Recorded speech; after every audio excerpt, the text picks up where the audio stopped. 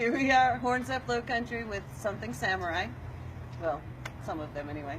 We've got John and Mo, and we're going to talk to them a little bit. They just released a CD, and they've got a show coming up. So what's up, guys? How you doing? Doing great. Yeah, we got a show coming up next Wednesday at Ocean Cowboys with Super Bob. So we hope to see everybody out there. Yeah. Definitely, definitely. So Friday night you played with Trivium. Yep. And Beyond Intent. That's true. And you said something about releasing a CD that night. Yep. How did that go? It went well. Pretty good. It went well.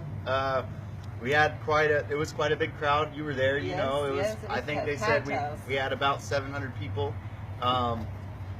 It went well. We got our new banner up, and people bought CDs from us, and we hope to get a really good response from it. We've already started working on the next record because we don't want it to take as long as this one did. But, you know. How long did this one take? A while. It was a crazy process. We started out doing it ourselves.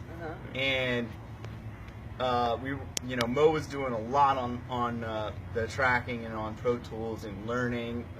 And he was like, hey, maybe we should just go ahead and, we all decided maybe we should just go ahead and go down to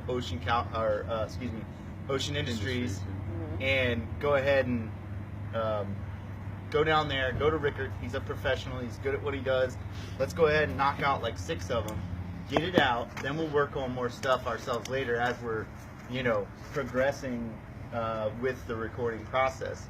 Learning, yeah. basically. And so then we went to Rickard, and it took us a while to do that because he was fitting us in between all his other projects, right, because he was booked up. So whenever we did that, it took us even longer. And then when we got it back, by then Mo had learned some stuff with Pro Tools, and our drummer had been working on some stuff, and he's like, I think we could redo the drums and some of the guitars on there. So then they went back and did that and added it to it. So God, what did it take us?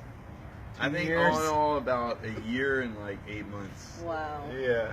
All in all. So that's with mastering, printing, the whole process. Yeah. And not having a management team, and not having somebody to tell you how to do it. Yeah. And every in and out for the publishing aspect and CD recognition, which was something I was talking about earlier. So it's like, it was a long process, and I think we got a good product out of it. I was about to say, how do you feel about the finished product? I'm happy enough to release it.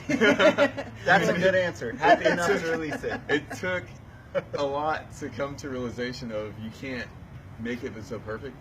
Yeah. And that was going to be my next question, is how do you know when it's ready? How do you know when it's done? Are tired of working, trying to make it better, and you really don't think you can. I mean, you can always make it better. Yeah. Got to the point when they started wanting to rework some of the drums and the guitars and stuff. I was like, well, crap! I want to redo my stuff, but I didn't do. All my tracks are the original tracks and stuff.